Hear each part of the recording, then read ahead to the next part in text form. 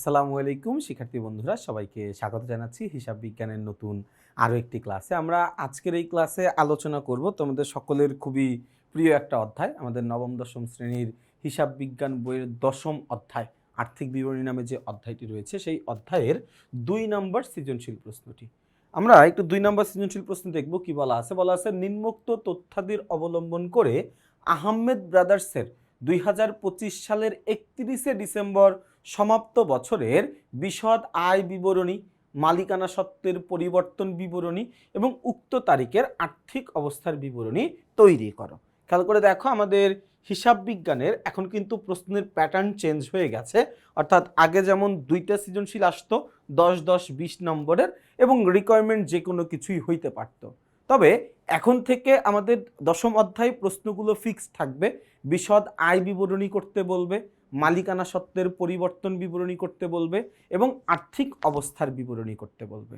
এবং এই সবগুলো প্রশ্নই একটা সৃজনশীল থেকে করতে হবে এবং এই একটা সৃজনশীলের জন্যই নাম্বার থাকবে হচ্ছে 20, তাই না? তার মানে এখন আমরা যে সৃজনশীলটা করতেছি এটা যদি বোর্ড পরীক্ষায় করতাম তাহলে এই প্রশ্নের জন্যই আমরা 20 নাম্বার পেতাম। কত নাম্বার?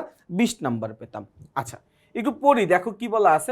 উত্তোলন ও মূলধন, ক্রয় ও বিক্রয়, ফেরত, মজুরি, বহিঃপরিবহন। দেখো বহিঃপরিবহন মানে কি? আমি বাইরে যেই পরিবহনটা পাঠাচ্ছি, বাইরে পরিবহন কোনটা পাঠাবো? যেটা বিক্রি করছি সেটাই তো বাইরে পাঠাবো, তাই না? তাহলে আমরা এই বহিঃপরিবহন এটার আরেক নামে আমরা বলতে পারি হচ্ছে বিক্রয় পরিবহন, তাই না? বিক্রয় পরিবহন। আচ্ছা থাক, এটা লিখবো না, অন্য কিছু আবার লিখতে হবে, তো জায়গা নষ্ট করে লাভ নেই।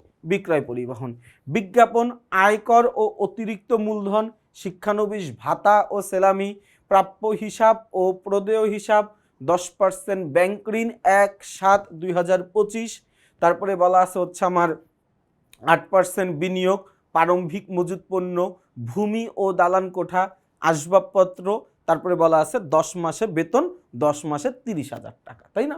সমন্বয়গুলো কি বলছে আমরা একটু দেখি। বলা আছে সমাপনী মজুত পণ্যের ক্রয় মূল্য 1,20,000 টাকা এবং বাজার মূল্য হচ্ছে 1,10,000 টাকা।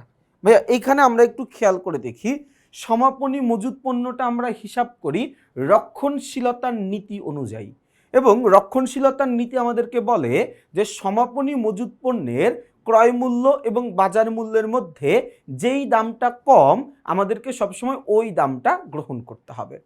সমাপনী মজুত পণ্যের ক্রয় মূল্য এবং বাজার মূল্যের মধ্যে যেই দামটা কম আমরা সবসময় ওই দামটা গ্রহণ করব, তাই না? তাইলে এই জায়গায় দেখো ভাইয়া 1,20,000 এবং 1,10,000 এর মধ্যে কম কত? এর মধ্যে কম হচ্ছে 1,10,000 টাকা। তাহলে আমরা সমাপনী মজুত পণ্য হিসাবে লিপিবদ্ধ করব 1,10,000 টাকা। ওকে, এরপর বলা আছে আসবাবপত্রের উপর 10% অবচয় ধার্য করতে হবে। আসবাবপত্র কোথায় আছে? এই যে আসবাবপত্র, আসবাবপত্রের পাশে লিখে রাখলাম 2, কারণ আসবাবপত্রের উপর আমি 10% অবচয় ধার্য করব। ওকে, এরপরে 3 নম্বরে বলেছে বিজ্ঞাপন 5 বছরের জন্য প্রদত্ত। আমরা যেখানে বিজ্ঞাপন আছে বিজ্ঞাপনের পাশে লিখে রাখলাম 3। তারপরে বলা আছে কুরিন হিসেবে 10,000 টাকা অবলম্বন করতে হবে। কুরিন বা কুরিন সঞ্চিতি রিলেটেড যা আছে এটার পাশে আমরা লিখে রাখবো, না থাকলে প্রাপ্য হিসাবের পাশে লিখে রাখবো। তাহলে নাই যেহেতু এই যে আমি প্রাপ্য হিসাবের পাশে লিখে রাখলাম। এরপরে হচ্ছে 5 নম্বরে ব্যক্তিগত প্রয়োজনে পণ্য উত্তোলন। পণ্য উত্তোলন করছি, তাহলে এটা একবার ক্রয়ের সাথে প্রভাবিত হবে, একবার উত্তোলনের সাথে প্রভাবিত হবে। ভাইয়া আমি প্রশ্নটা পাওয়ার পরে সমন্বয় দেখে দেখে ওই সমন্বয়টা আমার কোন কোন হিসাব খাতকে প্রভাবিত করবে সেই প্রভাব সেই হিসাব খাতগুলোর পাশে আমরা এরকম করে মার্ক করে রাখবো যে কোন সমন্বয়টা কার সাথে প্রভাব ফেলবে। লিখে ফেলে এখন আমরা অঙ্ক শুরু করি। আমরা সবার প্রথমে কি করব? বিশদ আয় বিবরণী তৈরি করব। ভাই সবার প্রথমে আমরা কি করব ভাইয়া? সবার প্রথমে আমরা বিশদ আয় বিবরণী করব, তাই না? আচ্ছা, বিশদ আয় বিবরণী একটু খেয়াল করো, বিশদ আয় বিবরণী কিভাবে করে? বিশদ আয় বিবরণীর ভাগ হচ্ছে আমার জন্য 3টা। বিশদ আয় বিবরণীর ভাগ কয়টা ভাইয়া? বিশদ আয় বিবরণীর ভাগ হচ্ছে 3টা। কয়টা ভাগ? 3টা ভাগ। 3টা ভাগে কি কি আছে? প্রথম ভাগে হচ্ছে আমার জন্য মোট মুনাফা। ভাইয়া বিশদ আয় বিবরণীর ভাগ হচ্ছে 3টা। প্রথম ভাগের নাম হচ্ছে মোট মুনাফা। প্রথম ভাগের নাম কি? মোট মুনাফা।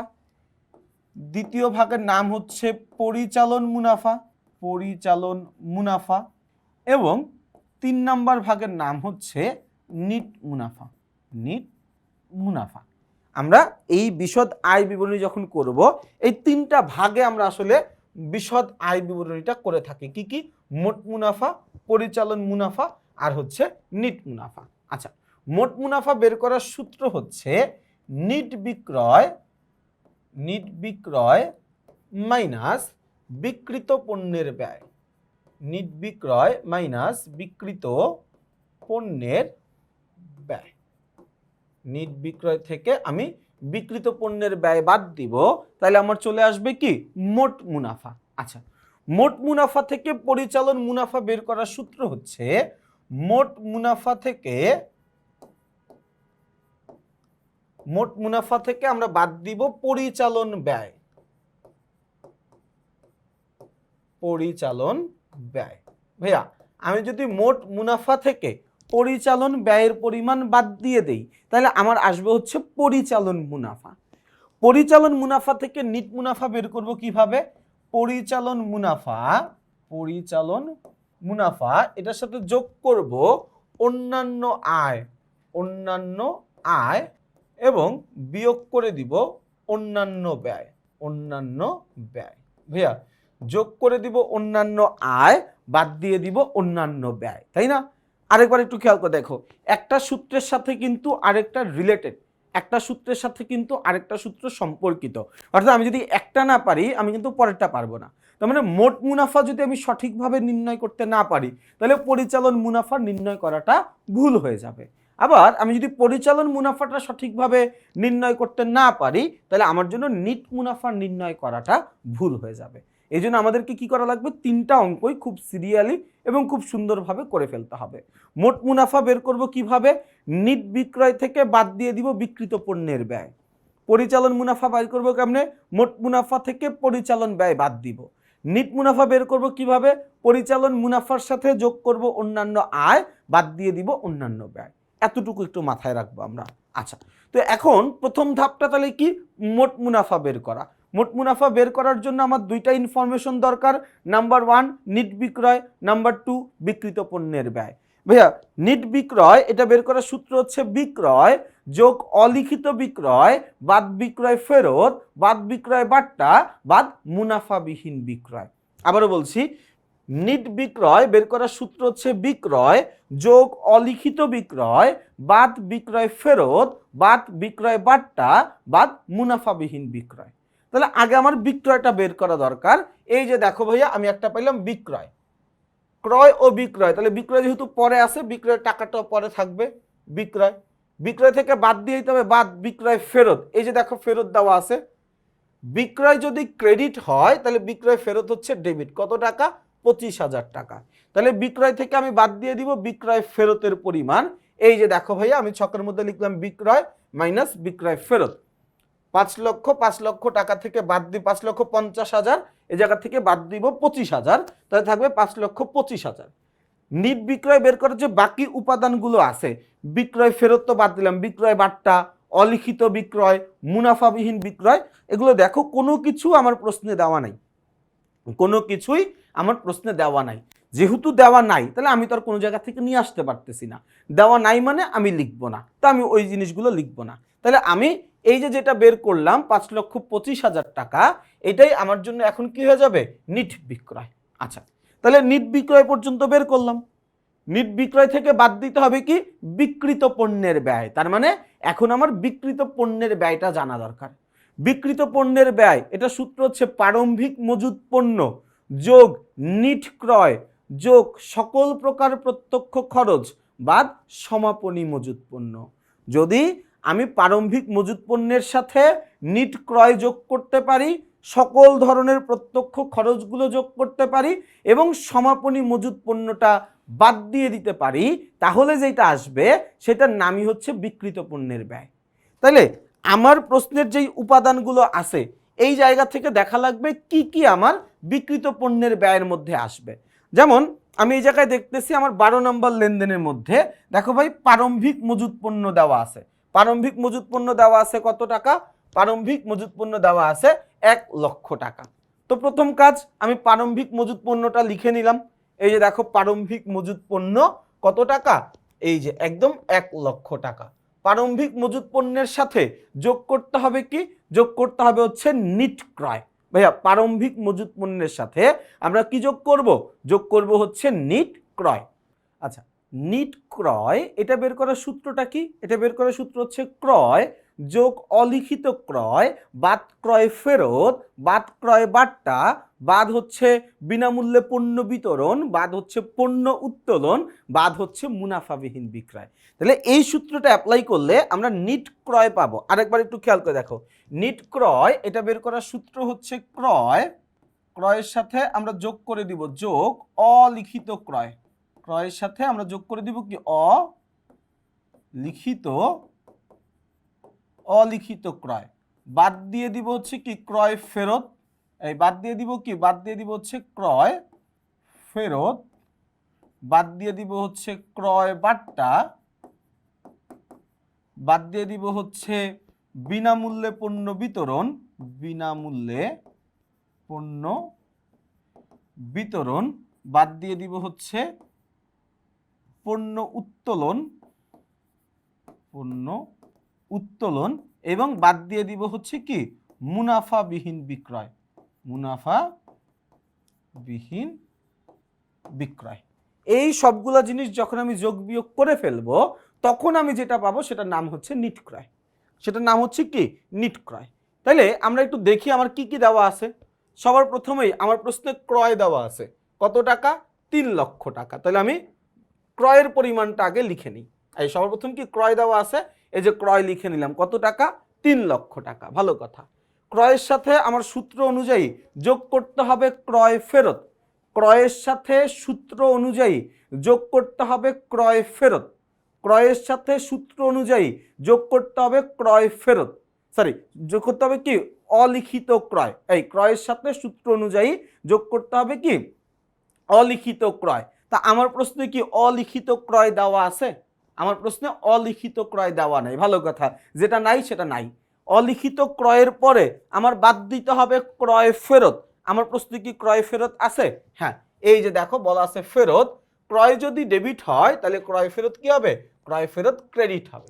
তাহলে ক্রেডিট পাশে ক্রয় ফেরত দেওয়া আছে, আমি ক্রয় ফেরতের টাকাটা বাদ দিয়ে দিলাম। 3 লক্ষ টাকা থেকে 15,000 বাদ দিব, থাকবে কত, 2,85,000 টাকা। ওকে, লিখলাম আমি 2,85,000 টাকা। ক্রয় ফেরত বাদ দেওয়ার পরে আমাকে বাদ দিতে হবে ক্রয় বাট্টা, বাদ দিতে হবে বিনামূল্যে পণ্য বিতরণ। আমরা একটু প্রশ্নের মধ্যে দেখি কোথাও কি আমার ক্রয় বাট্টা বলা আছে, এই বলা আছে কোথাও ক্রয় বাট্টা, বলা আছে কোথাও বিনামূল্যে পণ্য বিতরণ, বলা নাই। বলা না থাকলে আমরা লিখতেও পারবো না। এরপরে বাদ দিতে হবে কি, এরপরে বাদ দিতে হবে পণ্য উত্তোলন, অর্থাৎ মালিক যদি পণ্য উত্তোলন করে। রেওয়া মিলের কোথাও আমার পণ্য উত্তোলন কথাটা বলা নাই, তবে 5 নম্বরে একটা সমন্বয় আছে, সেই সমন্বয়ে বলে দিছে ব্যক্তিগত প্রয়োজনে পণ্য উত্তোলন 5,000 টাকা। তার মানে পণ্য উত্তোলন আছে কত, 5,000 টাকা। তাহলে আমি এই জায়গা থেকে বাদ দিয়ে দিব পণ্য উত্তোলন 5,000 টাকা। 2,85,000 থেকে 5,000 বাদ দিব, তাহলে 2,80,000 টাকা। ওকে, এরপরে কি করবো ভাইয়া, এরপরে বাদ দিয়ে দিব মুনাফাবিহীন বিক্রয়, বাদ দিয়ে দিব কি মুনাফাবিহীন বিক্রয়ের টাকাটা আমি বাদ দিয়ে দিব, মুনাফাবিহীন বিক্রয়ের টাকাটা আমি বাদ দিয়ে দিব, তাই না ভাইয়া? আমার পুরো প্রশ্নের কোথাও মুনাফাবিহীন বিক্রয় নাই, আমার পুরো প্রশ্নে কোথাও মুনাফাবিহীন বিক্রয় দেওয়া নাই। তার মানে আমি যতটুকু পর্যন্ত পাইলাম, অর্থাৎ আমি কি পাইছি, ক্রয় পাইছি, ক্রয়ের পরে আমি কি পাইছি, ক্রয় ফেরত পাইছি। এই আমি কি পাইছি ভাই একটু খেয়াল করো, আমি কি পাইছি, আমি ক্রয় পাইছি 3 লক্ষ টাকা, ক্রয় ফেরত পাইছি 15,000 টাকা, আর পণ্য উত্তোলন পাইছি 5,000 টাকা। যোগ বিয়োগ করে আসছে 2,80,000 টাকা, এবং এই 2,80,000 টাকার নামই হচ্ছে নিট ক্রয়। এই 2,80,000 টাকার নাম কি, নিট ক্রয়, তাই না? তাহলে আমি নিট ক্রয় পর্যন্ত বের করতে পারছি। নিট ক্রয়ের সাথে আমি কি বের করতেছিলাম ভাই, আমার উদ্দেশ্য কি ছিল, আমার উদ্দেশ্য কি নিট ক্রয় বের করা না, আমার উদ্দেশ্য হচ্ছে বিক্রিত পণ্যের ব্যয় বের করা। বিক্রিত পণ্যের ব্যয় বের করার সূত্র কি, প্রারম্ভিক মজুদ পণ্য যোগ নিট ক্রয় যোগ সকল প্রকার প্রত্যক্ষ খরচ বাদ সমাপনী মজুদ পণ্য। তো আমি নিট ক্রয় পর্যন্ত বের করছি। তো নিট ক্রয়ের পরে আমার লাগবে কি, আমার লাগবে হচ্ছে সকল প্রকার প্রত্যক্ষ খরচগুলো লাগবে। ভাই আমার কি লাগবে, সকল প্রকার প্রত্যক্ষ খরচ লাগবে। তো প্রত্যক্ষ খরচের একটা লিস্ট আমি বেসিক সেকশনে দিয়ে রাখছি, ওই জায়গা থেকে পড়লেই তোমরা প্রত্যক্ষ খরচগুলো খুঁজে পাবা। যেমন এই যে জায়গা দেখো, মজুরি একটা প্রত্যক্ষ খরচ। আর কি কিছু আছে, আমদানি শুল্ক নাই, ডক চার্জ, জাহাজ ভাড়া, জলযান ভাড়া কিচ্ছু নাই, কিচ্ছু নাই, ড্রয়িং অফিস বেতন নাই। তাহলে ক্রয় পরিবহন এটাও দেওয়া নাই, বিক্রয় পরিবহন আছে, ক্রয় পরিবহন নাই। তাহলে একটা মাত্র প্রত্যক্ষ খরচ আছে। তাহলে আমি এই যে প্রত্যক্ষ খরচটা লিখে নিলাম, কত টাকা, 22,000 টাকা। আরেকবার মনে করো, বিক্রিত পণ্যের ব্যয় নির্ণয় করার সূত্র কি ছিল, প্রারম্ভিক মজুত পণ্য যোগ নিট ক্রয় যোগ সকল প্রকার প্রত্যক্ষ খরচ বাদ সমাপনী মজুত পণ্য। তাহলে এই যে আমি লিখলাম প্রারম্ভিক মজুত পণ্য যোগ নিট ক্রয় যোগ সকল প্রকার প্রত্যক্ষ খরচ, এগুলো সব যোগ করলে আসে কত, 4,02,000 টাকা। এবং এই 4,02,000 টাকা থেকে আমি বাদ দিয়ে দিব কি, সমাপনী মজুত পণ্য। 4,02,000 টাকা থেকে আমি বাদ দিয়ে দিচ্ছি সমাপনী মজুত পণ্য। কত, সমাপনী মজুত পণ্য হচ্ছে 1,10,000 টাকা, তাই না? সমাপনী মজুত পণ্য 1,10,000 টাকা। এই যে আমি লিখলাম সমাপনী মজুত পণ্য 1,10,000 টাকা বাদ দিব। তাইলে 4,02,000 টাকা থেকে বাদ দিব 1,10,000 টাকা। আমার এখানে থাকবে কত, 2,92,000 থাকে কত, 2,92,000। আবার খেয়াল করো, 4,02,000 টাকা থেকে বাদ দিব 1,10,000 টাকা। তাহলে আমার থাকতেছে কত, 2,92,000। এটাই তো থাকে না, 4,02,000 মাইনাস 1,10,000, 2,92,000 টাকা। এই 2,92,000 টাকার নাম হচ্ছে বিক্রিত পণ্যের ব্যয়। এই 2,92,000 টাকার নাম হচ্ছে বিক্রিত পণ্যের ব্যয়। ভাইয়া বিক্রিত পণ্যের ব্যয়ের কাজটা কি ছিল, আমি যদি নিট বিক্রয় থেকে বিক্রিত পণ্যের ব্যয়টা বাদ দিতে পারি তাহলে আমার মোট মুনাফা আসবে। আমি যদি নিট বিক্রয় থেকে বিক্রিত পণ্যের ব্যয়টা বাদ দিতে পারি তাহলে আমার কি আসবে, মোট মুনাফা আসবে, তাই না? তাহলে আমি এখন এই কাজটুকুই করব। আমি ভাইয়া নিট বিক্রয়ের পরিমাণ জানি 5,25,000 টাকা। এই জায়গা থেকে আমি বাদ দিব বিক্রিত পণ্যের ব্যয় 2,92,000 টাকা। বাদ দিয়ে দিই ভাইয়া 5,25,000 মাইনাস 2,92,000 টাকা। বাদ দিয়ে দিলে আমার থাকতেছে কত, 2,33,000 টাকা। এটার নাম হচ্ছে মোট মুনাফা। অঙ্ক কিন্তু শেষ হয় না, অনেক বাকি আছে। জাস্ট প্রথম ধাপটুকু আমরা শেষ করলাম, মোট মুনাফাটুকু বের করে ফেললাম কত, 2,33,000 টাকা। কত, 2,33,000। তো এই 2,33,000 টাকা থেকে আমি যদি পরিচালন ব্যয় বাদ দিতে পারি তাইলে আমার পরিচালন মুনাফা আসবে, তাইলে আমার পরিচালন মুনাফা আসবে। তাহলে এখন আমার কাজটা কি ভাইয়া, এখন আমার কাজ হচ্ছে এই মোট মুনাফা থেকে, এই মোট মুনাফা থেকে আমি বাদ দিব পরিচালন ব্যয়ের পরিমাণ। পরিচালন ব্যয় কাকে বলে ভাইয়া, পরিচালন ব্যয় হচ্ছে আমার প্রতিষ্ঠান পরিচালনা করার জন্য দৈনন্দিন যে খরচগুলো করতে হয়েছে ওই খরচগুলোকে আমি বলি পরিচালন ব্যয়, বা ইংরেজিতে যেটাকে বলে অপারেশনাল এক্সপেন্স, তাই না? আচ্ছা, তাহলে এখানে আমরা একটু খেয়াল করে দেখি, আমাদের যে বহি পরিবহন, বহি পরিবহন মানে হচ্ছে কি, এটার আরেকটা নাম হচ্ছে বিক্রয় পরিবহন। বিক্রয় পরিবহন এটা একটা আমার জন্য পরিচালন ব্যয়। তাহলে এটাকে আমি পরিচালন ব্যয়ের মধ্যে লিখে নিই সবার আগে। এই যে দেখো, বহি পরিবহন লিখে নিলাম বিক্রয় পরিচালন ব্যয়ের মধ্যে। এরপরে আমরা আসি ভাইয়া, এরপরে কি আছে, বিজ্ঞাপন। বিজ্ঞাপন একটা পরিচালন ব্যয়। বিজ্ঞাপন কত টাকা দেওয়া আছে, বিজ্ঞাপন দেওয়া আছে 50,000 টাকা। তাহলে এই যে দেখো ভাইয়া, আমি লিখে ফেললাম বিজ্ঞাপন কত টাকা, 50,000 টাকা। এন্ড তুমি বলতে পারো যে ভাইয়া বহি পরিবহন এটাও একটা পরিচালন ব্যয়, বিজ্ঞাপন এটাও একটা পরিচালন ব্যয়। আপনি বহি পরিবহনের টাকাটা লিখলেন 2 নম্বর টাকার ঘরে, আর বিজ্ঞাপনের টাকাটা লিখলেন আপনি 1 নম্বর টাকার ঘরে। তার কারণ হচ্ছে বিজ্ঞাপনের সাথে একটা সমন্বয় আছে। দেখো এই যে বিজ্ঞাপনের সাথে 3 নম্বর সমন্বয় আছে, বলা আছে বিজ্ঞাপন 5 বছরের জন্য প্রদত্ত। অর্থাৎ বিজ্ঞাপন খরচ বাবদ আমি যে 50,000 টাকা দিছি, এই টাকাটা আমি দিছি 5 বছরের জন্য দিছি। কয় বছরের জন্য দিছি ভাইয়া, 5 বছরের জন্য দিছি। আমি অঙ্ক করতেছি 1 বছরের জন্য অথবা একটা হিসাবকালের জন্য।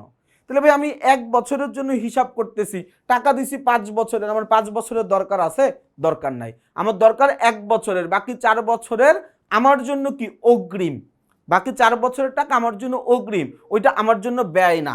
তাহলে এটাকে আমি ভাগ করব কত দিয়ে, 5 দিয়ে। তাহলে আমার বেড়ে যাবে কত, 1000 টাকা, প্রতি বছরের কত টাকা? 1000 টাকা। আমি বাদ দিয়ে দিব কয় বছরেরটা? 4 বছরেরটা, তাইলে 4000 টাকা হচ্ছে আমার জন্য অগ্রিম। মনে রাখবা বিজ্ঞাপনের ক্ষেত্রে আমরা বিজ্ঞাপনের সমন্বয় আলাদা করে আলোচনা করেছি। আমাদের বেসিক সেকশনে যাবা তুমি, গিয়ে দেখবা সমন্বয়গুলো আলাদা করে আলোচনা করা আছে, সেখানে বিজ্ঞাপনের এই ধরনের সমন্বয় নিয়ে আমরা কথা বলেছি। বিজ্ঞাপনের ক্ষেত্রে আমাকে যা কিছুই করতে বলুক না কেন আমরা বিলম্বিত বাদ দিব। কি বলছে আমার দেখার দরকার নেই, আমি বাদ দিব কি? বিলম্বিত। বিলম্বিত মানে হচ্ছে অগ্রিম। যা কিছু বলুক বিজ্ঞাপনে, কি করতে বলছে না করতে বলছে আমি কিচ্ছু দেখবো না। আমি বিজ্ঞাপন রিলেটেড সমন্বয় পাইছি, আমি বিলম্বিত বাদ দিব। বিলম্বিত মানে কি? অগ্রিম। এখানে অগ্রিম কত? 4000 টাকা। অগ্রিম কত? এখানে অগ্রিম আছে দেখো 4000 টাকা। তাহলে আমি এই জায়গা থেকে কি করব? অগ্রিম বিজ্ঞাপনের টাকাটা বাদ দিয়ে দিব। তাহলে দেখো এই যে বিজ্ঞাপন, বিজ্ঞাপনের বাদ দিয়ে দিব কি? বাদ দিয়ে দিব বিলম্বিত। 50,000 টাকা থেকে 40,000 টাকা বাদ দিয়ে দিব, থাকবে কত? 10,000 টাকা। এই 10,000 টাকা হচ্ছে আমার বিজ্ঞাপন বাবদ ব্যয়ের পরিমাণ। চলতি বছরে বিজ্ঞাপন বাবদ ব্যয়ের পরিমাণ কত? 10,000 টাকা। ওকে, গেল এটা। এইটুকু আমরা সবাই বুঝতে পারলাম, তাই তো? এইটুকু আমরা বুঝলাম, এইটুকু বুঝছি। আচ্ছা, গেল এটা। বিজ্ঞাপনের পরে আমরা দেখি আয়কর ও অতিরিক্ত মূলধন, এটা উত্তোলন, এটা এখানে আসবে না। শিক্ষানবিশ ভাতা ও শিক্ষানবিশ সেলামি, ভাইয়া খেয়াল করো, শিক্ষানবিশ ভাতা ও শিক্ষানবিশ সেলামি এগুলো হচ্ছে একটা অন্যান্য আয় ও অন্যান্য ব্যয়, এটার কাজ এখানে নাই। যদিও শিক্ষানবিশ ভাতাকে তুমি চাইলে পরিচালন ব্যয় দেখাইতে পারো, আমরা অনেকেই দেখাই এইটা, শিক্ষানবিশ ভাতাকে পরিচালন ব্যয়ে। বাট তুমি যদি এটাকে অন্যান্য ব্যয়ের মধ্যেও দেখাও খুব একটা অসুবিধা নাই, তোমার অঙ্কে ভুল যাবে না, অঙ্ক কাটবে না তোমার। আচ্ছা, এরপরে হচ্ছে প্রাপ্য বিল, প্রাপ্য হিসাব। প্রাপ্য হিসাব একটা সম্পদ, এটা আসলে ব্যয়ের মধ্যে আসবে না, পরিচালন ব্যয়ের মধ্যে এটা আসবে না। তবে এটার সাথে একটা সমন্বয় আছে 4 নম্বরে। 4 নম্বর সমন্বয় কি বলছে? 4 নম্বর সমন্বয় আমাকে বলছে কুরিন হিসাবে 10,000 টাকা অবলোপন করো। তার মানে আমার যে এখানে প্রাপ্য হিসাব 1,20,000 টাকা আছে, এই 1,20,000 টাকার মধ্যে 10,000 টাকা আমি নাও পাইতে পারি, যেটার নাম হচ্ছে অনাদায়ী পাওনা, বা আরেকটা নাম হচ্ছে কুরিন, ইংরেজিতে আমরা বলি ব্যাড ডেপস, তাই না? তো এইটাকে বাদ দিয়ে দিতে হয়, এটাকে কি করতে হয়? আমার বাদ দিয়ে হিসাব করতে হয়। এই জন্য দেখো এই যে লিখে ফেললাম কুরিন, কত টাকা? 10,000 টাকা বলছে, আমি লিখে দিলাম 10,000 টাকা। কুরিনের সাথে আরো কাজ আছে ভাইয়া, দেখো শুধুমাত্র আমি সবসময় অ্যাডভাইস করি যে যদি কুরিন সম্পর্কিত কোনো কিছু বলা থাকে, সাথে সাথে আমাদেরকে 4টা লাইন লিখতে হবে। কি লাইন লিখতে হবে? সাথে সাথে আমরা লিখে ফেলবো পুরাতন কুরিন, পুরাতন কুরিন যোগ নতুন কুরিন, পুরাতন কুরিন যোগ নতুন কুরিন যোগ নতুন কুরিন সঞ্চিতি মাইনাস পুরাতন কুরিন সঞ্চিতি। আচ্ছা, নতুনগুলো আমরা পাবো হচ্ছে সমন্বয়ের মধ্যে, নতুনগুলো পাবো হচ্ছে সমন্বয়ের মধ্যে, আর পুরাতনগুলো আমি পাবো হচ্ছে রেওয়া মিলের মধ্যে। যখনই আমি এই রিলেটেড কিছু পাবো, সাথে সাথে আমি কি করব? মানে কুরিন বা কুরিন সঞ্চিত রিলেটেড যা কিছু প্রশ্নে বলা থাকবে, বলা থাকার সাথে সাথে আমরা এই জিনিসগুলো সিরিয়ালে লিখে ফেলবো। এখন দেখো, পুরাতন কুরিন আমার প্রশ্নে কোনো কিছু দেওয়া নাই, নতুন কুরিন সমন্বয় বলা আছে 10,000 টাকা কুরিন ধরতে হবে, নতুন কুরিন সঞ্চিতি কোনো কিছু নাই, পুরাতন কুরিন সঞ্চিতিও কোনো কিছু নাই। তাহলে আলটিমেটলি এটার উত্তর কত? আলটিমেটলি এটার উত্তর হচ্ছে 10,000 টাকা। এই জন্য আমি আর খুব বেশি একটা পেঁচাই নাই, না পেঁচা একবার ডিরেক্ট লিখে দিছি কুরিন। তুমি চাইলে এই জায়গায় বড়জোর এটা লিখতে পারতা যে নতুন কুরিন, বড়জোর তুমি এই কাজটুকু এখানে করতে পারো, সেটা হচ্ছে কি নতুন কুরিন কত টাকা? 10,000 টাকা। বোঝা গেছে আমার কথাটা? আচ্ছা, এই পর্যন্ত আমরা বুঝলাম। এরপরে কুরিনের পরে আর কি কোনো পরিচালন ব্যয় আছে? আর কোনো পরিচালন ব্যয় নাই। ব্যাংক ঋণের সুদ, বিনিয়োগের সুদ, এগুলো অন্যান্য আয়, অন্যান্য ব্যয়। প্রারম্ভিক মজুত পণ্য, ভূমি ও দালান কোঠা। আসবাবপত্র একটা সম্পদ, কিন্তু আসবাবপত্রের উপরে 2 নম্বর সমন্বয় বলছে আসবাবপত্রের উপর 10% অবচয় ধার্য করতে হবে। ভাই আসবাবপত্র দেওয়া আছে 2 লক্ষ, 1 2 3 4 5, 2 লক্ষ টাকা। 2 লক্ষ টাকার উপরে আমাকে কি করতে হবে? 10% অবচয় ধার্য করতে হবে। 2 লক্ষ টাকা 10% হচ্ছে 20,000 টাকা। 2 লক্ষ টাকা 10% কত? 10% হচ্ছে 20,000 টাকা। কত টাকা? 20,000 টাকা, তাই না? 2 লক্ষ টাকা 10% 20,000 টাকা। তাহলে এইটা হচ্ছে আমার জন্য একটা পরিচালন ব্যয়। এই যে দেখো আমি লিখলাম আসবাবপত্রের অবচয় 2 লক্ষ টাকা 10% কত টাকা আসে? 20,000 টাকা আসে, তাই না? আচ্ছা, এই পর্যন্ত আমরা বুঝছি। এরপরে আরেকটু চেক করি আর কি কোনো সমন্বয় আছে কি নাই। আর কি কোনো সমন্বয় আছে কি নাই? ভূমি ও দালান কোঠা গেলে, আসবাবপত্র গেলে, এই যে পাইছি বেতন। বেতন ব্র্যাকেটে বলা আছে 10 মাস, কত টাকা বলা আছে হচ্ছে আমার 30,000 টাকা। ভাইয়া একটু বুঝছো, এই জায়গায় কাহিনীটা একটু বুঝছো। বেতন বলে ব্র্যাকেটে যে 10 মাস বলছে না, তার মানে আমাকে বোঝাচ্ছে আমি যেই বেতনটা দিছি এটা 10 মাসের জন্য দিছি। আমি যে বেতনটা দিছি এটা কয় মাসের জন্য দিছি? 10 মাসের জন্য দিছি। 1 বছর সমান সমান কয় মাস? 12 মাস। আমি বেতন দিছি কয় মাসের? 10 মাসের দিছি। তাহলে বেতন দেই নাই কয় মাসের? 2 মাসের। যেই বেতনটা আমি দেই নাই ওইটার নাম হচ্ছে বকেয়া বেতন। তার মানে এই জায়গায় 10 মাস বলে দিলেও 10 মাস বলা আছে, মানে এই জায়গায় একটা সমন্বয় বলা আছে। এই জায়গায় জাস্ট 10 মাস বলে আমাদেরকে এইটা বোঝাইতেছে যে ভাই তোমার 2 মাসের বেতন বকেয়া আছে।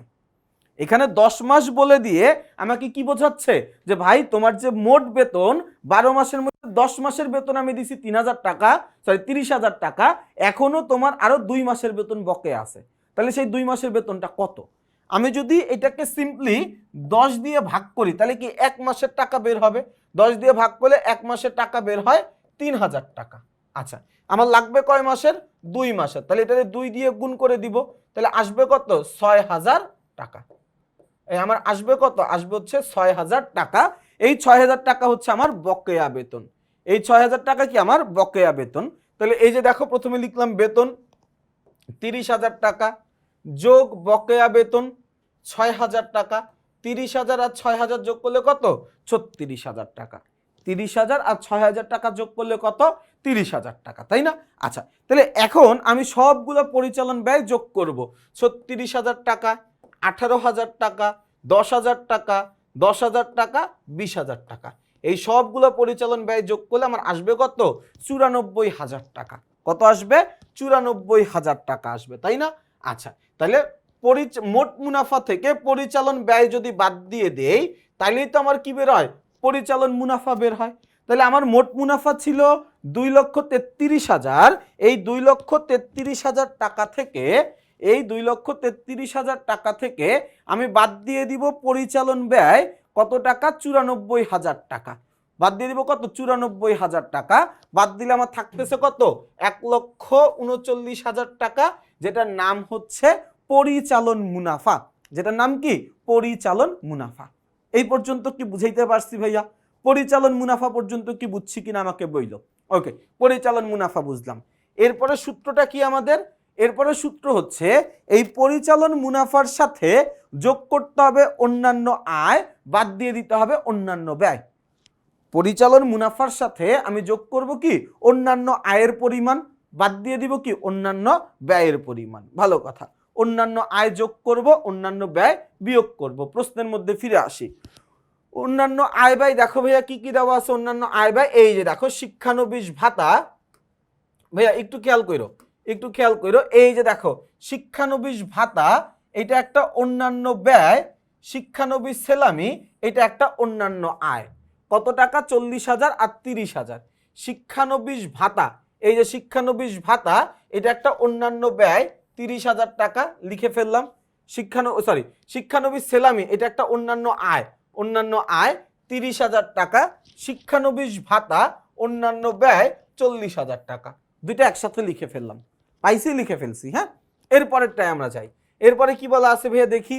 প্রাপ্য হিসাব প্রদেয় হিসাব আসবে না। 10% ব্যাংক ঋণ, এই যে দেখো পার্সেন্ট বলা আছে, এই যে বিনিয়োগের আগে পার্সেন্ট বলা আছে। কোনো লেনদেনের আগে যদি পার্সেন্টেজ চিহ্ন, কোনো তারিখ, কোনো মাস, কোনো ভগ্নাংশ এগুলো বলা থাকে তার মানে ওইটা নিজে নিজে একটা সমন্বয়। আমাকে এখানে বলতেছে 10% ব্যাংক ঋণ। 10% ব্যাংক ঋণ কত টাকা? 2 লক্ষ টাকা।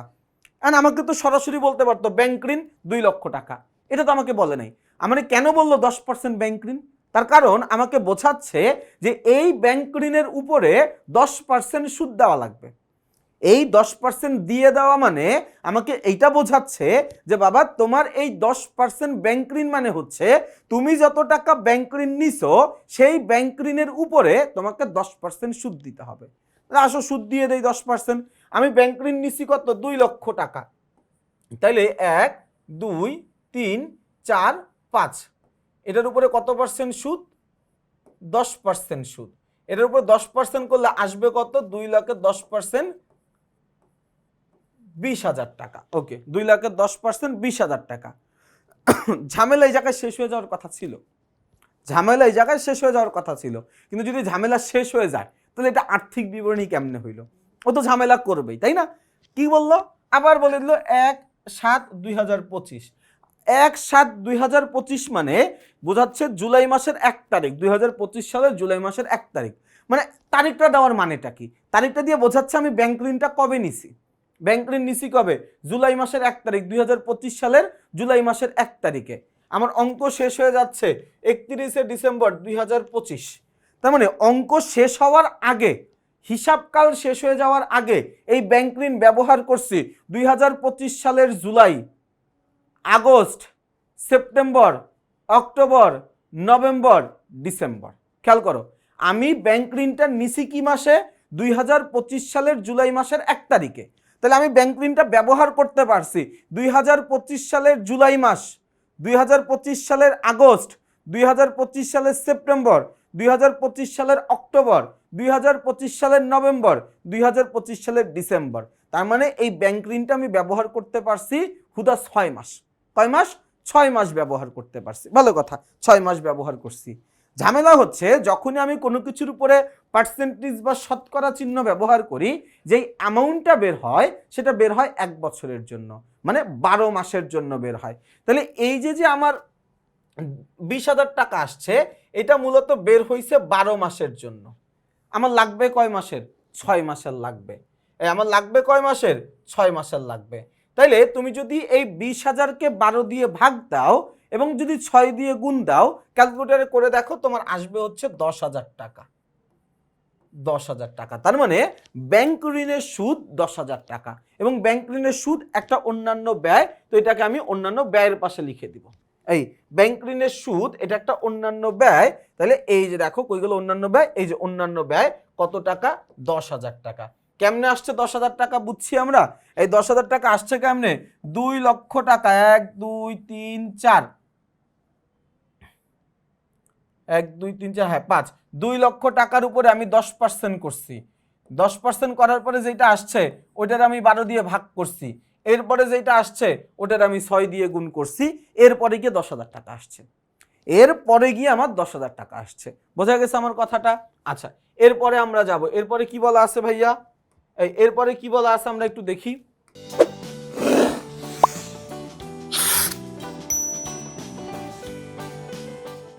আচ্ছা, এরপরে দেখো, এরপরে আমার দেওয়া আছে 8% বিনিয়োগ। ঠিক একই কাহিনী। বিনিয়োগ বলা আছে কত? বিনিয়োগ আমার এখানে বলা আছে হচ্ছে 6 লক্ষ টাকা। এই বিনিয়োগ বলা আছে কত টাকা? বিনিয়োগ বলা আছে হচ্ছে এখানে আমার 1 2 3 4 5, 6 লক্ষ টাকা। এটার আগে 8% বলছে, মানে বিনিয়োগের উপরে আমার 8% সুদ আমি পাবো, তাই না? তাহলে 6 লক্ষ টাকার উপরে 8% করে দাও।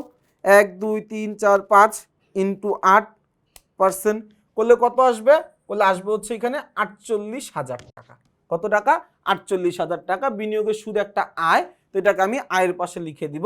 এই যে বিনিয়োগের সুদ, বিনিয়োগের সুদ কত টাকা? 48,000 টাকা। এখানে 6 লাখ হবে, হ্যাঁ একটা শূন্য বেশি হবে, 60,000 লিখছিল ওরা। আচ্ছা, তাহলে একটা শূন্য বাড়ে 8% করে দিলাম, কত আসবে? 48,000 টাকা আসবে। তাইলে আমি পরিচালন মুনাফা পর্যন্ত বের করার পরে, পরিচালন মুনাফা বের করছিলাম কত? 1,39,000 টাকা। কত টাকা? 1,39,000 টাকা।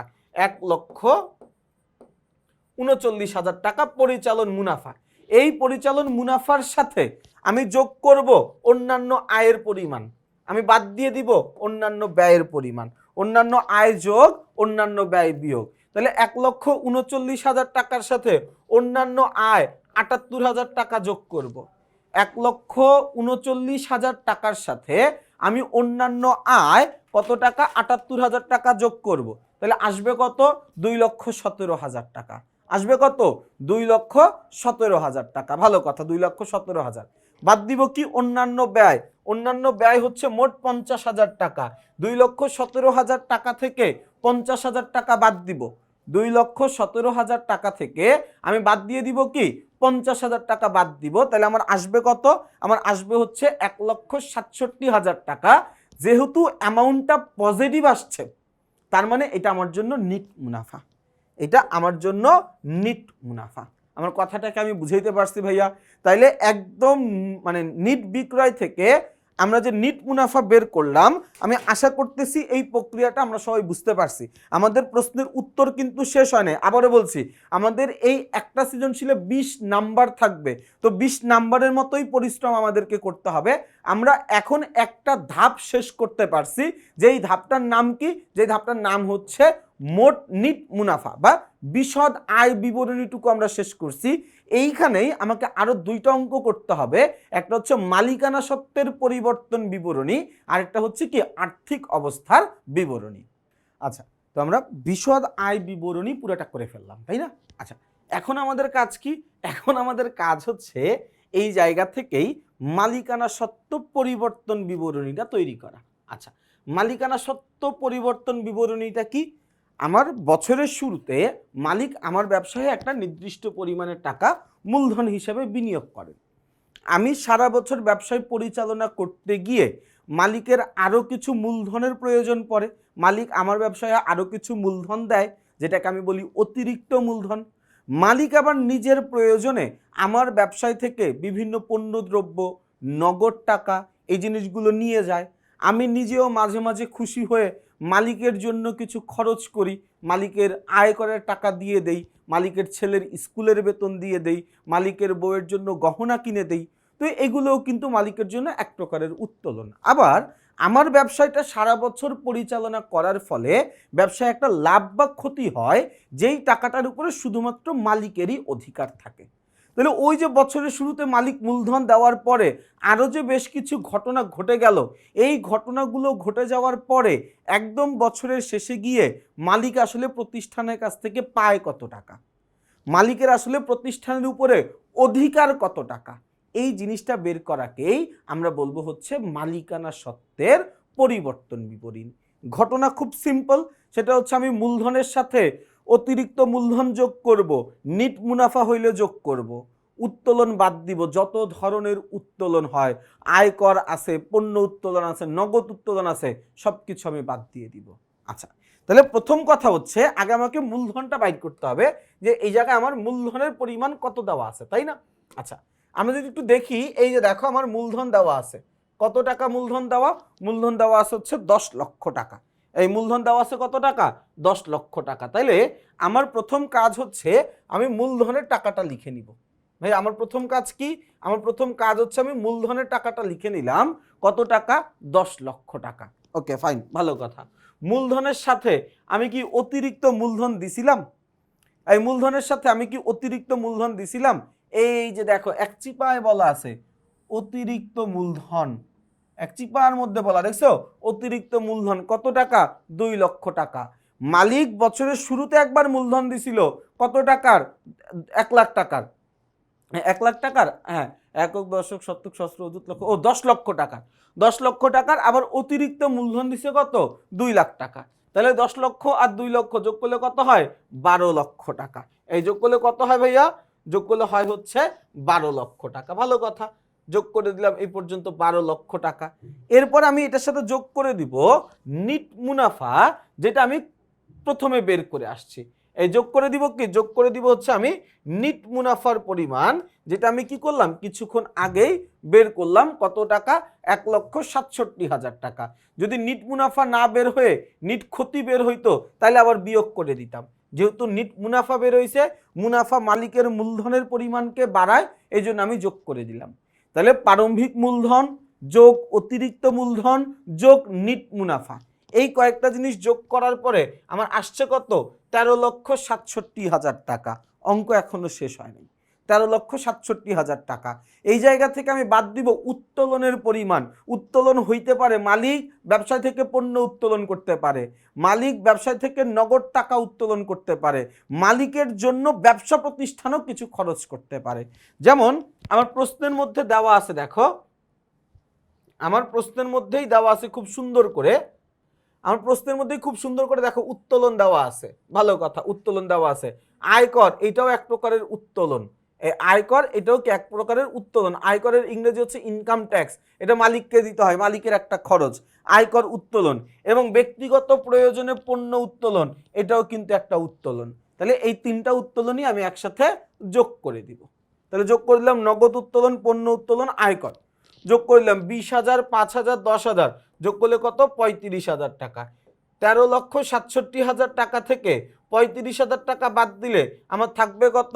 থাকবে হচ্ছে 13,32,000 টাকা। আমার থাকবে কত? 13,32,000 টাকা। এবং এইটার নাম হচ্ছে সমাপনী মালিকানা সত্ত্ব। এটার নাম কি?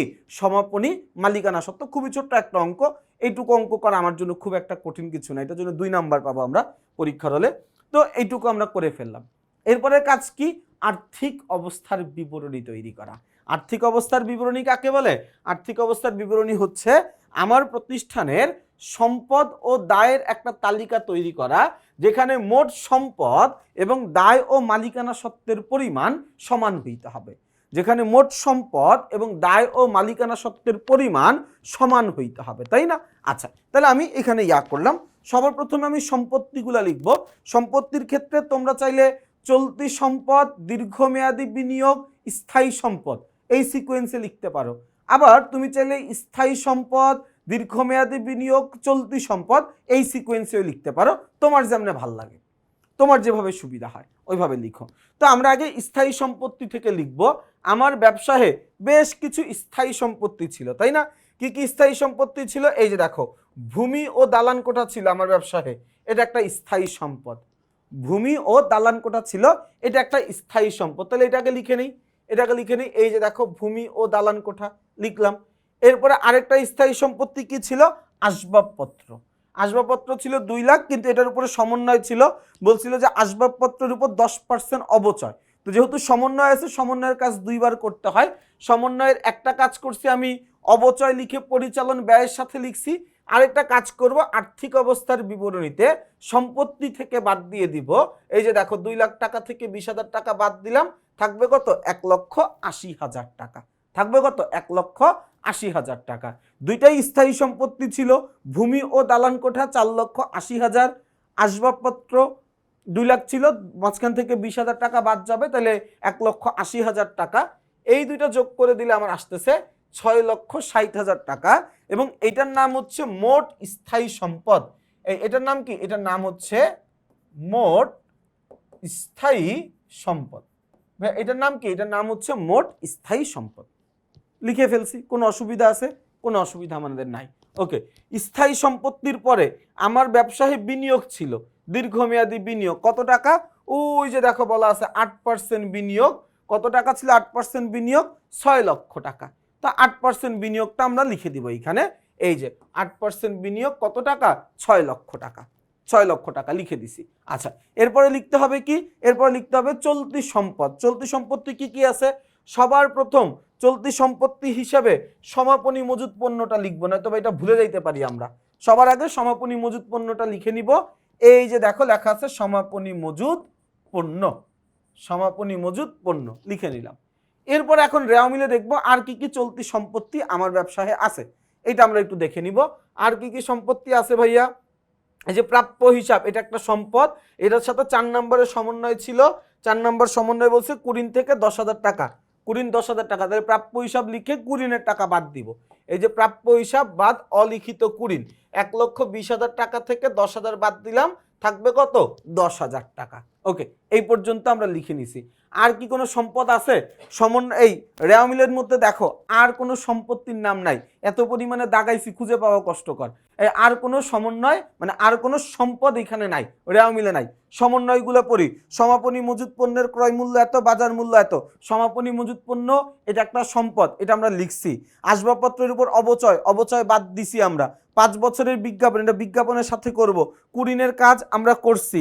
ব্যক্তিগত প্রয়োজনে উত্তোলন, এটার কাজও আমরা ইতিমধ্যে করে ফেলছি। তাহলে বাকি আছে কি? আর বাকি আছে এই যে দেখো 8% বিনিয়োগের সুদ, যেটা আমার বকেয়া ছিল, তাই না? যেটার নাম ছিল অনাদায়ী সুদ বা অনাদায়ী বিনিয়োগের সুদ। আয় ছিল এটা একটা, তাই না? আয়টা বকেয়া আছে, মনে রাখবা আয়ের বকেয়া একটা সম্পদ। আয়ের বকেয়া একটা সম্পদ, তাহলে এটাও সম্পত্তির পাশে যাবে। তাহলে এটাকে আমরা কি করবো ভাইয়া, সম্পত্তির পাশে লিখে দিব এই যে বিনিয়োগের অনাদায়ী সুদ, বিনিয়োগের অনাদায়ী সুদ। তাহলে দেনাদার দেওয়া আছে 1,10,000 টাকা, বিনিয়োগের অনাদায়ী সুদ আমরা বের করছিলাম 48,000 টাকা, সমাপনী মজুদ পণ্য 1,10,000 টাকা, যোগ করে দিলাম আমার আসবে কত, 2,68,000 টাকা। এই 2,68,000 টাকার নাম হচ্ছে মোট চলতি সম্পদ। এটার নাম কি, এটার নাম হচ্ছে মোট চলতি সম্পদ 2,68,000 টাকা। ওকে, এরপরে দেখো বিলম্বিত বিজ্ঞাপন ছিল।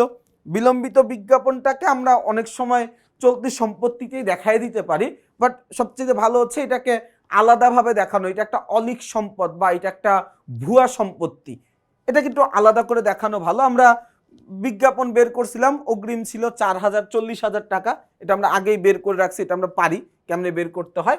তো অলিক সম্পদ বা এখানে অলিক সম্পদ না লিখে তুমি চাইলে ভুয়া সম্পত্তি হিসাবে এটাকে লিখতে পারো, মানে এটা সম্পদ না বাট সম্পত্তির মতো কাজ করে। কত টাকা ছিল, 40,000। কেমনে আসছিল, আমি টাকা দিয়ে দিছিলাম 50,000 টাকা, কয় বছরের জন্য দিছিলাম, 5 বছরের জন্য, অগ্রিম দিছি কয় বছরের, 4 বছরের, তাহলে আমার কত বের হয়, 40,000 টাকা। তাহলে উপরে আমার আছে স্থায়ী সম্পদ, এই উপরে আমার আছে হচ্ছে স্থায়ী সম্পদ কত টাকা, 6,60,000 টাকা। দীর্ঘমেয়াদী বিনিয়োগ পাইলাম 6 লাখ টাকা, মোট চলতি সম্পদ পাইলাম 2,68,000 টাকা, ভুয়া সম্পত্তি পাইলাম 40,000 টাকা, সবগুলো যোগ করলে আসে কত, 15,68,000 টাকা। এবং এই 15,68,000 টাকার নাম হচ্ছে মোট সম্পদ। এই 15,68,000 টাকার নাম কি, নাম হচ্ছে মোট সম্পদ। বোঝা গেছে ভাই আমার কথা, মোট সম্পদটা কত টাকা এটা আমরা বুঝছি। এখন আমার বের করতে হবে দায় ও মালিকানা সত্ত্ব। ভাইয়া দায় ও মালিকানা সত্ত্বে গিয়ে সবার প্রথম সমাপনী মালিকানা সত্ত্ব, যেটা আমরা কিছুক্ষণ আগের প্রশ্নেই করে আসছি, 13,32,000 টাকা লিখে দিছি। কিছুক্ষণ আগে আমি এটা বের করছি, 13,32,000 টাকা লিখে দিলাম সমাপনী মালিকানা সত্ত্ব। এরপর লিখতে হবে দীর্ঘমেয়াদী দায়গুলা। ভাই দীর্ঘমেয়াদী দায় কি কি আছে ভাইয়া দেখি তো। দীর্ঘমেয়াদী দায় শুধু একটাই ছিল, 10% ব্যাংক ঋণ, তাই না, 10% ব্যাংক ঋণ 2 লক্ষ টাকা। তাহলে এই যে আমি দীর্ঘমেয়াদী দায়ে লিখে ফেললাম 10% ব্যাংক ঋণ কত টাকা, 2 লক্ষ টাকা। এরপরে আর কি কোনো দায় আছে, এই বিনিয়োগ, এই ঋণের সুদটা বকেয়া ছিল না 6 মাসের, ঋণের সুদ 6 মাসের বকেয়া ছিল, তো ঋণের সুদ এটা একটা দায়, ঋণের সুদ মূলত এটা একটা ব্যয়, বাট ঋণের সুদটা বকেয়া আছে, ব্যয়ের বকেয়া হচ্ছে দায়, ব্যয়ের বকেয়া কি, দায়। এই জন্য এই দেখো এটা চলতি দায় লিখে ফেললাম, বকেয়া ঋণের সুদ, চলতি দায় লিখে ফেললাম, বকেয়া ঋণের সুদ। ওকে ফাইন, ভালো কথা লিখলাম। এরপরে ভাইয়া আর কি কি লিখবো ভাইয়া দেখি তো।